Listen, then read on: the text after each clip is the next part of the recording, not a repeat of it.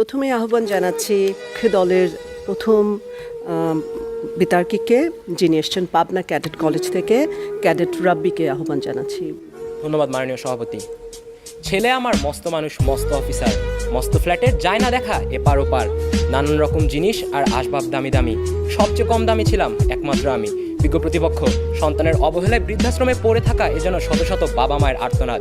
মাননীয় সভাপতি, বিজ্ঞ বিচারক মণ্ডলী, বিতার্কিক বন্ধুরা এবং উপস্থিত সুধী, সবাইকে সাদর সম্ভাষণ জানাচ্ছি। বিতর্ক চলছে বিষয় বৃদ্ধ পিতামাতার প্রতি দায়িত্ব পালনে অবহেলার মূল কারণ সন্তানের মানসিকতা। অত্যন্ত যুক্তিযুক্ত কারণে আলোচ্য উপস্থাপনার পক্ষে আমার ও আমার দলের অবস্থান। মাননীয় সভাপতি, আজকের বিতর্কের বিষয়কে আমরা 4টি ভাগে সংজ্ঞান করতে পারি: বৃদ্ধ পিতামাতা, দায়িত্ব পালন, অবহেলা এবং মানসিকতা। বার্ধক্য, বৃদ্ধ বয়স বা বৃদ্ধাবস্থা হচ্ছে মানব জীবনের শেষ ধাপ, যা একটি স্বাভাবিক ও জৈবিক ঘটনা এবং আনুক্রমিক গতিতে এগিয়ে আসা শারীরিক বা দৈহিক অবক্ষয়, যার ফলে বয়স বৃদ্ধির সাথে সাথে কর্মক্ষমতা এবং প্রতিরোধ ক্ষমতা হ্রাস পায়। জাতিসংঘের রাষ্ট্রনীতি অনুযায়ী বৃদ্ধ ব্যক্তি তারা যাদের বয়স 60 বা তার ঊর্ধ্বে। দায়িত্ব হচ্ছে আপনার ক্ষমতা, নিয়ন্ত্রণ এবং ব্যবস্থাপনার অধীনে এমন কিছুর প্রতি দায়ী থাকা যার ফলমন্দের জন্য আপনাকেই প্রশ্নবিদ্ধ করা হবে আর আপনিই দায়ী থাকবেন।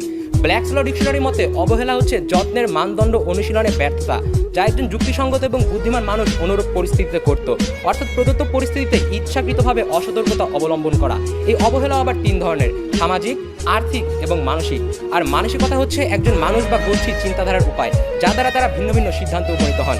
মাননীয় সভাপতি, স্ট্যাটিস্টিকা.com-এর এক জরিপ অনুযায়ী বর্তমান বিশ্বে 60 বছরের ঊর্ধ্বে জীবিত ব্যক্তির সংখ্যা মোট জনসংখ্যার 22%, আর বাংলাদেশ ব্যুরো অফ স্ট্যাটিস্টিক্স অনুযায়ী বাংলাদেশে এই হার 37%। এরাই সেই বৃদ্ধ মা বাবারা যাদের বেশিরভাগ সময় কাটছে অবহেলায় কোনো বৃদ্ধাশ্রমে অবহেলিতভাবে। বিজ্ঞ প্রতিপক্ষ চিন্তা করে দেখুন, ছোটবেলায় যেই বাবা মা ছিল সন্তানের কাছে সবকিছু, কলেজের গণ্ডি পেরোনোর পরে তারা যেন হয়ে যায় অচেনা। সন্তানের মনে জন্ম নিতে শুরু করে বাবা মায়ের বাড়তি খরচ, স্ত্রীর সাথে বাবা মায়ের সম্পর্ক সম্বলিত নানা রকম দ্বিধা। তাই বিজ্ঞ প্রতিপক্ষ, বড় হয়ে আপনি একজন ভালো ডাক্তার বা ইঞ্জিনিয়ার হলেও এসব দ্বিধাপূর্ণ মানসিকতা নিয়ে কখনো একজন ভালো সন্তান হতে পারবেন না।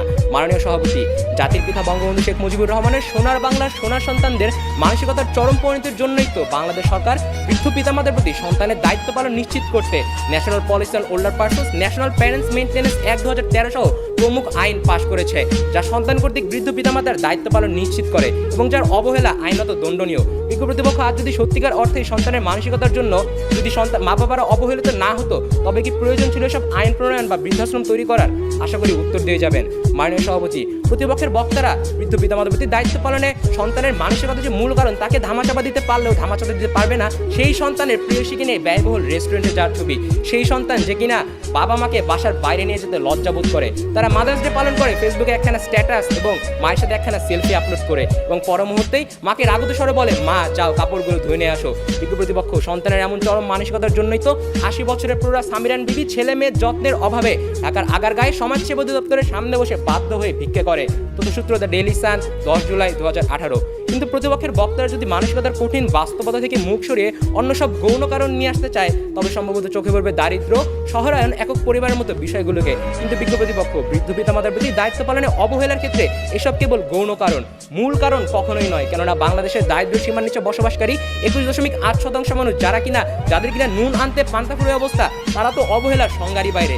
অবহেলার সংজ্ঞাই হচ্ছে যথেষ্ট পরিমাণ সম্পদ থাকা সত্ত্বেও ইচ্ছাকৃতভাবে কোনো বিষয় বা পরিস্থিতিকে উপেক্ষা করা, এক্ষেত্রে বৃদ্ধ পিতামাতার প্রতি দায়িত্ব পালন। তাই বিজ্ঞ প্রতিপক্ষ বাংলাদেশের বিতর্ক মঞ্চে দাঁড়িয়ে বৃদ্ধ পিতামাতার প্রতি দায়িত্ব পালনে অবহেলার অভিশাপ আমরা কি এই দরিদ্র জনগোষ্ঠীর উপর আরোপ করতে পারি? প্রশ্ন রইল। আবার একক পরিবারের খাতিরে কৌশলে নিজের বাবা মাকে দূরে ঠেলে দিলেও আধুনিক সমাজের অত্যাধুনিক আইটি প্রযুক্তি দিয়ে দিনে যদি অন্তত 5 থেকে 10 মিনিটের জন্য সেই বাবা মায়ের খোঁজ নেওয়ার মানসিকতায় আপনার না থাকে, তবে তো আপনি আপনার ঘৃণ্য মানসিকতার মাঝকে একক পরিবারের শাক দিয়ে ঢাকার বৃথা চেষ্টা করছেন। বিজ্ঞ প্রতিপক্ষ, আপনারা সম্ভবত হযরত বাইজুদ বোস্তামি রাদিয়াল্লাহু তাআলা আনহুর কথা ভুলে গিয়েছেন। অসুস্থ মায়ের পাশে পানির গ্লাস হাতে নিয়ে যে দাঁড়িয়েছিলেন সারা রাত, তবুও মাকে ডেকে দিলেননি, মা কষ্ট পাবে বলে। আর বর্তমান সমাজের সন্তানেরা তো নিজের সাংসারিক জীবনে কাজকর্মের জন্য নিজের বৃদ্ধ বাবা মাকে বাসার ভৃত্যে পরিণত করেছে। বিজ্ঞ প্রতিপক্ষ, যে নিঃস্বার্থ বাবা মারা নিজেরা না খেয়ে সন্তানকে খাইয়েছে, সন্তানের এক বিন্দু ভালোবাসার জন্য দিনের পর দিন মাথার ঘাম পায়ে ফেলেছে, জীবনের শেষ ধাপে তারা সন্তানের আর্থিক সহায়তা চান না, চান শুধু এক বিন্দু ভালোবাসা। নিঃসঙ্গতায় সন্তানের মুখে শুনতে চান মা বাবার ডাকটুকু, কিন্তু সন্তানের তো তাদের সেই ভালোবাসা দেয় না, বরং অবহেলায় ফেলে রাখে কোনো বৃদ্ধাশ্রমে। অবহেলার সুরটা অনেকটা এরকমই, কেউ বলে বুড়ো ভাম, কেউ বলে পাজি, কেউ বলে এইবার বেটা মরলেই বাঁচি। ঘরে গুঞ্জন, বরাদ্দ ভ্রুকুঞ্চন, দেখলেই মুছে যায় ছেলের হাসি। অপরাধ একটাই, জেনে রেখো সবাই, আমার বয়স হলো 80। বিজ্ঞ প্রতিপক্ষ আমি, আপনি, আমরা কেই চিরতরুণ নই, আমাদের সবাইকেই আসিতেই হইবে। নিজের শেষ জীবনে যখন আপনার সুপ্রতিষ্ঠিত সুশিক্ষিত সন্তান আপনাকেই অবহেলায় ফেলে রাখবে বৃদ্ধাশ্রমে, তখন সে অবহেলার জন্য কাকে দায়ী করবেন?